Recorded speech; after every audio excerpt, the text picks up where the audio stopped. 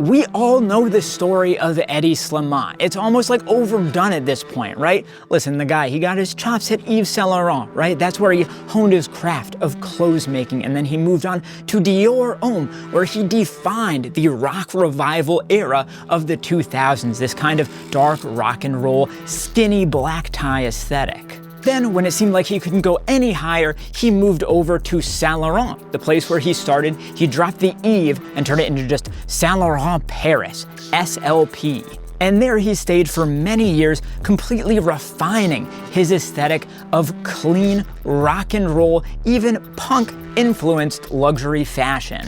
From there, he went to Celine, taking over for Phoebe Philo, who was the previous creative director for Celine, and there he basically did, I don't know, more of the same, really like clean rock and roll stuff, but moving more into the Gen Z aesthetic over time, doing baggier fits, looser fits, more youthful stuff. And he just recently left Celine. At the time of recording, he has not yet announced where he's going to land, although many people are hypothesizing that he's going to be going to Chanel. So like I said, y'all already know the story of Hedi Slimane, or if you didn't, I just told you. You see, I was sneaky like that. I said everybody already knows his story, but then I told his story anyway. Education, okay? It's important. Stay in school, kids. But I'm not here to talk about Hedi Slimane today. Well, I mean, I kind of am. We're going to talk a lot about Hedi today, actually, but there is a lost goat. Goat being greatest of all time, although if he is a goat, hail Satan, okay? No, I really think there is a lost goat of punk-inspired luxury fashion, of French punk rock and roller fashion that people have just kind of forgotten over time, or somebody that has not gotten their due as a creative tour de force of studded things. I don't know. I am talking about a designer named Christophe Decarnin. I was called Christophe Decarnin, okay? Now, if you have heard of this guy, it is probably just a name that you kind of pulled off the back of your head. You're dusting the cobwebs off because you haven't thought about him in a while, because he was probably best known as the creative director for Balmain in the late 2000s. But this guy's really interesting, actually like kind of mysterious. He's French, of course. And the first brand that he worked at was actually Paco Rabanne, which was like a very futuristic almost type of fashion house. So I'd say pretty far from punk, honestly. Maybe if you wanted to say new wave, I'd be with you there. And by all accounts, Decarnin is a kind of like shy dude, so he hasn't put himself out there that much, but somehow, luckily for himself, he ended up landing this very prestigious job at Balmain. And if you're kind of a shy, reserved person, you don't have like that much experience leading giant luxury fashion houses, you would think that you would kind of like play it safe, right? You'd be like, okay, please bosses, what do you want to see? I will do it for you. But more power to him. That is not what Christophe did, because he looked at Balmain and he was like, listen, I respect you. I appreciate everything you've done. I appreciate how important you are to the history of a luxury designer fashion, but I'm gonna do my own damn thing, okay? And do his own damn thing he did, because his collections for Balmain were kind of a revelation, in my opinion. He made safety pins in luxury cool, at least for a short time. His stuff didn't feel punk rock and rebellious as like a put-on, like most Parisian fashion brands when they try to do that aesthetic. It felt authentic in a weird and interesting way, also bringing in military elements that I really enjoy, all sorts of stuff that really holds up today. Now, it's at this point that I need to bring up another modern brand that we talk about a lot on my channel, and that is Enfant Riche Déprimé, okay? ERD. And this brand is elitist, nihilist couture. That's how they describe themselves. And from the aesthetics to the price points, that kind of holds true. But I really don't think ERD can claim that they own the concept of really, really, really expensive punk-inspired fashion, because back in literally the late 2000s, Decarnin was charging $1,400 for jeans, the same price that ERD charges for denim jeans today. And I would say that the Christophe era at Balmain also coincided, of course, with the rock revival thing that Hedi Slimane was doing at the same time. That whole heroin chic Kate Moss era of fashion was very much in vogue, and both of these brands were playing in a similar space there. And this era for Balmain was incredibly successful. Their revenues were going up and up and up. I would say the staple piece of the era was the biker jean, which, listen, we look back on it now and we kind of roll our eyes at it like that was a very specific era, but it's hard to overstate just how important that silhouette was and how much Balmain, through Christophe at the time, owned that aesthetic. And all of these things that ERD is doing today, that people love today in Japanese archive pieces, Christophe was doing at Balmain at the time, whether it's heavily distressed, ripped up, hold up t-shirts or fur trim on these pieces. So people were really eating this up, but then, seemingly to me, at like the height of his prowess and his success for Balmain, he left. I don't know if it's necessarily that the aesthetic was going out of vogue at the time, or if sales were just starting to shift ever so slightly, but these brands are really, finicky with these things. At the slightest sign of trouble or change, they tend to, abandon ship, I would say. And whether Decarnin left, or if he was kicked out, no one really knows, but it is notable that he was so successful and then disappeared. And Christophe didn't really resurface for 6 whole years. In fashion, 6 years is like 6 generations. It's like saying that he disappeared in your great-great-great-great-grandmother's time and then suddenly reappeared in the modern day, because 2011, he's gone from Balmain. 2017, he reemerges with a new brand called Faith Connection. Now, I would definitely encourage you to check out his work at Faith Connection, because while at retail it's incredibly expensive, you can get most of their stuff at resale for very cheap. Like this one, it's one of my favorite hoodies. Heavy punk vibes. These are like glass and rhinestone stars and things like that. Zip up, nice terry on the inside. It's an incredibly high quality piece with a really cool design. And I got this on Ukes for like nothing. Okay, so definitely check out Faith Connection, but that brand has never fully succeeded to the degree that Balmain did back in its heyday. And that's sad to see, but I do think that people are just starting, maybe beginning to come around to how influential and useful Decarnin's work is in a modern context. Because you're starting to see some of these luxury resellers starting to stock more and more of that era of Balmain and even price it up. They're putting a sort of premium on these pieces, and that means they think that it has some sort of staying power and value even today. So that's what I want to talk about in this video. I started by mentioning Hedi Slimane. So I want to know, of these two greats of rock and roll, punk rock influence designer fashion, who's better? So we've got 2 pieces that we're checking out today. I have got a parka from Saint Laurent, Paris, I butcher that, Saint Laurent, Paris, by Hedi Slimane, and I have a shirt from the Christophe era at Balmain. We're gonna check out all the details, we're gonna try them on, see how they feel, how they fit, all that fun stuff. Stick around.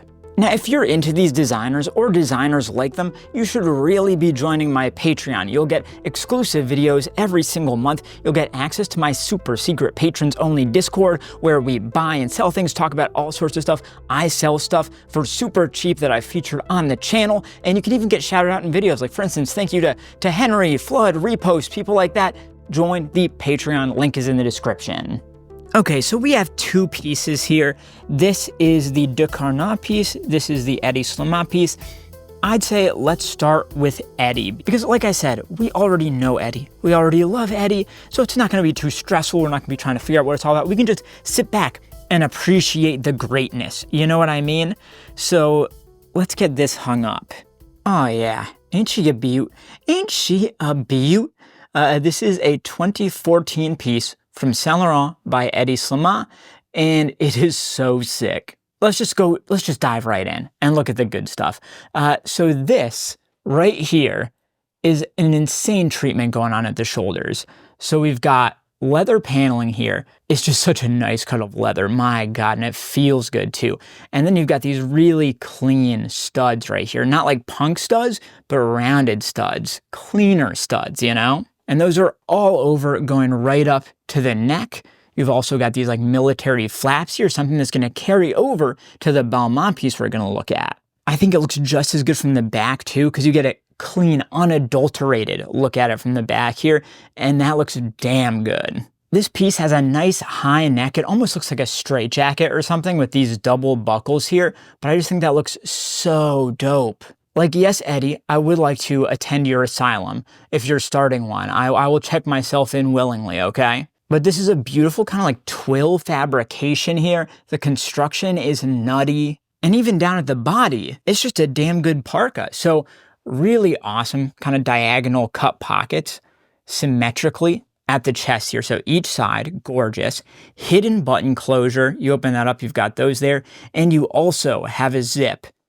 So interesting, like an asymmetrical zip, kind of off-center, you know what I mean? You've got flat pockets at each side down below, and those are also buttoned. Like every element here is just really well thought out and really well put together. You've also got these buttoned cuffs here that cinch it up ever so slightly, and you have the option for adjustability with a rope at the waist as well. The back, as we saw, is a bit cleaner. You just get this single little strip going across the back. And let's see what makes this thing tick if we open it up, you know what I mean? So you've got a lot of adjustability here, so you can get that closed at whatever size you like. And then underneath the buckles, you actually have a really nice little collar here that you could fold over if you wanted. And then this is a snap right here, kind of like a motorcycle jacket. Dope. And then the zipper sits a little below. So interesting the way they chose to construct this, and I dig it. And the inside is just really nice, man. Okay, so you open it up, and it is lined. All right, it's not like a super light parka, you know, it's fully lined.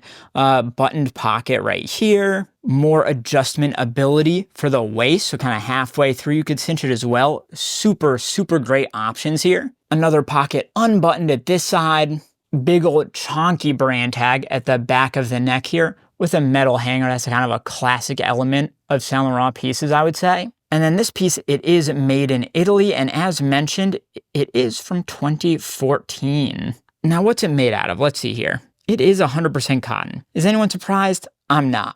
So if you were to wear this open, you kind of get this hangdog look up at the collar here, which I also really like. It has almost like a Skid Row kind of vibe, you know? A Lieutenant Dan kind of vibe for my gump heads out there, all right? And I think just in general, this piece really does epitomize the way that Eddie brought punk rock into his pieces without being like incredibly overt about it. Obviously, he really liked doing leather jackets and stuff. You can see he likes elements of studding as well. But I think most people would classify his look as more rock and roll than punk rock. But that's what made it work, right? It was more tasteful, where other brands would do leather and studding and be really in your face about it. Like I'm thinking of like older Diesel or something like that. Eddie never tried to like own the punk rock aesthetic, and therefore it could never really be labeled like a poser or something. Like just people who are into punk rock could authentically wear this stuff and have it work without it being like a punk rock designer, you know what I mean? And I think that does make it work better, and that kind of nuance is why Eddie is one of the greats. All right, so we've seen what Eddie can do. He has shown his power level, but now we've got to give Christophe his chance to shine. So let's get this hung up. Now that is a beaut. I don't know if I've ever seen such a beautiful beaut. This is a Mandarin collared military style shirt, jacket, I don't know what you want to call it, by Christophe Decarnin at Balmain. So French, Jesus. And this piece has a weird, like, almost deconstructed or defiled vibe to it. I don't know exactly how to say it, but like, if you take a look up here, where you'd normally see a prim and proper, like, military collar, you have just complete degradation. And I think that's so cool. It's a very, like, I don't know, felty type of, I'm guessing, cotton fabrication. Like, you can see the texture if you get in close there. That's really nice. But let's look at the tags real quick, just get the basics here. It's also useful to be able to tell a Christophe era Balmain piece, because not everybody, when they list stuff, realizes what era it's from. So there's our neck tag there. It kind of feels like stretched out compared to the modern tag. And then for the care tags, you get the size tag on top there. This is a 36. I think it's technically women's wear potentially, but who cares? As long as it fits. That's what we care about, right? And then that fabric tag, very basic, kind of folded over tag. And fabrication, of course, 100% cotton and made in France. So obviously the most striking style here, the thing that stands out the most is the military reference. I'm not sure if this is a direct reference to a specific era, but I know both, I think the French army and German armies have used gold and red colors for their like insignias and stuff. But they're like very front and center, those shoulder flaps, right? We've already talked about the collar, which I love. But they've got like a nice layered thing going on here, and they're actually held down just by little snap buttons here. So you could undo them, and you can see it's like 2 layers of the fabric together here. So it's a very kind of like thick and chunky shoulder there. And speaking of snap buttons, the entire shirt is actually held together by them. Nice hidden button closure, so you can't see the snaps themselves. Those are underneath a kind of backing here. But everything is a snap button here, which makes it closer, I guess, to a jacket than a shirt, but the material is more shirt-like than jacket-like, if that makes sense. And then, of course, we just passed by these. We've got the dual chest pockets here, flat pockets, again, with snap button closures, but there's really nice, like, pleating and folding going on here. Very well done, very clean. And on camera, it looks to me like it's kind of showing up as a blue. In person, it's like closer to a faded black, but really, it just, again, gives me that degraded feel. The tailoring is quite clean here. You can see our cuffs folded over just for a nice taper at the wrist, and again, snap buttons there. And at the back, clean kind of dress shirt, casual dress shirt, button-down vibe. But I'm really happy with this one overall because I think it brings a different vibe to the party that I've already got going on with my style, right? It brings a kind of like militaristic and structured vibe to the crazy, edgy ERD Japanese archive world that I have built up for myself, you know? And I think that's a welcome vibe to add in. So now you've seen both of the pieces. Let me know now in the comments who wins. Is it Hedi or is it Christophe? All right, these pieces are looking incredible, but we really need to know what they look like. This will be the ultimate fit battle, and maybe the most important fit battle I have ever taken part in, and I do a lot of fit battles, okay? So let's see what else we're gonna wear these with. Let's get right into it, throwing on the long sleeve from Rick Owens. This is a dark shadow piece. It's a really nice, thin, tight kind of fit, and I just love this neckline, especially for this, I think. Crew necks with like military style parkas is perfect. All right, let's get right into it with the ERD jeans. I wear these really often. They're really all-purpose, kind of casual, but also with these striped silk inserts, it's hyper distressed, but also a hyper luxe, which is kind of ERD's bread and butter if you're not familiar with them. But I really like the way these fit, especially on me, but I think I'm gonna tuck the shirt into this. I think that'll serve us best proportionally here, and I'm gonna use this kind of nail belt by the brand Attachment. And you know, while we're out of here, let's throw on some rings. I always love having rings on. I don't think I need a necklace though. All right, next up, the Balenciaga Derby shoes in green leather. These things are insane. I don't get that many chances to wear them, but I love to pop them out whenever I'm able to. And since we're going green forward here, I thought it made a lot of sense. And suddenly the whole proportionality of the fit is coming together. I think everything's lining up well here. And so far, I really don't mind the color story going on. I was a little bit worried about the lime green in the shirt with the like darker green undertones in the jeans and the hard green, harsh green in the shoes, which are steel toe, by the way. Gotta love a steel toe boot. But I think all this is working. All right, it's time for the parka. Hedi Slimane, you've got to show us what you got here, my friend. And oh, goddamn, I like this. Look at the way the light plays off of those studs, that leather, supple leather. It's a very relaxed fit, as you can see, but somehow at the same time, it feels right. Like Hedi, his fits were all over the place in terms of how the pieces literally fit, but they were always well considered for the underlying size. So even though this is kind of big for me in a small, this is down to small, and it fits right in some way. And that's kind of the sign of someone that actually really knows how to cut a piece of clothing, you know? But anyway, there are so many ways that you can wear this.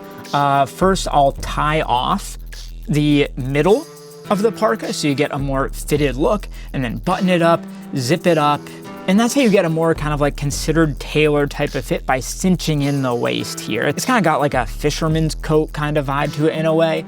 And also, additionally with the collar, you can either leave that popped or you can fold it down.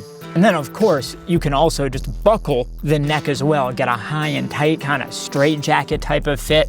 And of course, that's gonna look good. Me, I love buckles. I love belt buckles. You can put them anywhere, I'm in. But then with this, I think with the waist cinched, it looks kind of tight. So if you then undo the cinching at the waist and let that fall more naturally, I think that's a really good combo when you have the neck done up as well. So, Hedi, you did a good job here. Let's throw on a hat, like a kind of salmon pink hat for some contrast that always works well with greens.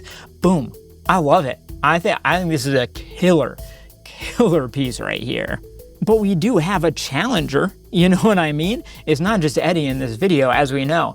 And this one's gonna be interesting because it's a slightly different style. That Hedi piece, like studded, leather, kind of punk, way up my alley. Military, I really like the style, but I get to utilize it less. So let's see here. First off, plain white t-shirt, fitted white t-shirt. You gotta know when to go with the basic. You know, you can't wear designer everything all the time. Big logos, obvious branded designer. You don't have to do it. Sometimes a basic's good. So simple white t-shirt, it'll be a base moving forward. And then we get to the ERD Carpenter jeans. These things are incredible. They're one of my favorite pairs of pants. It's like a lightly tapered, slim leg, but definitely not skinny.